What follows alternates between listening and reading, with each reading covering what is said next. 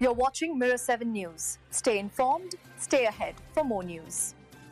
The leadership of one of Australia's most prestigious universities has been shaken, with Professor Genevieve Bell announcing her resignation as Vice-Chancellor of the Australian National University. Her decision comes after months of mounting controversy, protests, and deep divisions across the campus community. Professor Bell, who took on the role in January 2024, described serving as ANU's leader as both an extraordinary privilege and a heavy responsibility. But over the past 2 years, her leadership became entangled in a series of contentious reforms known as Renew ANU. These reforms were aimed at saving hundreds of millions of dollars through cost-cutting measures, staff redundancies, and academic restructures. While they were intended to stabilize the university's finances, they sparked fierce opposition from students, staff, unions, and even prominent figures in the arts sector. Particularly explosive was the proposal to overhaul the ANU School of Music, which included removing one-on-one instrumental lessons. That move was condemned as cultural vandalism by leaders in Australia's music community,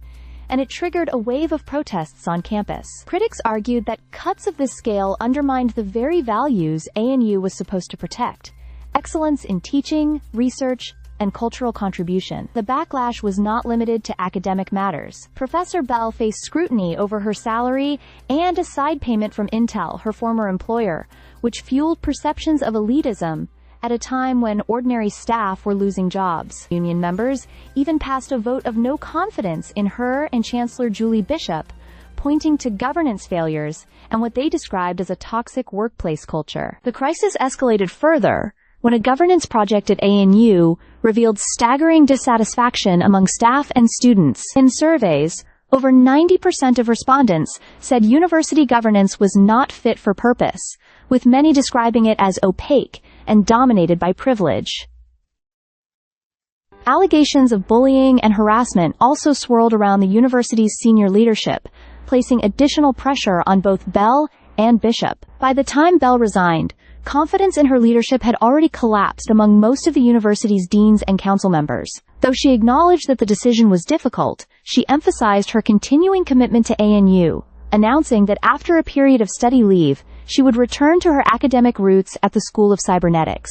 While her departure has been welcomed by the National Tertiary Education Union and student activists, many have stressed that changing the Vice-Chancellor alone will not resolve ANU's challenges. With hundreds of staff still facing potential redundancies and the university under investigation by the higher education regulator, the deeper governance crisis remains unresolved. In her farewell note, Professor Bell said she hoped ANU would thrive into the future and continue to be remarkable. But for now, the campus is left grappling with the scars of 2 turbulent years, and with urgent questions about how trust, stability, and vision can be restored. Stay subscribed for more videos.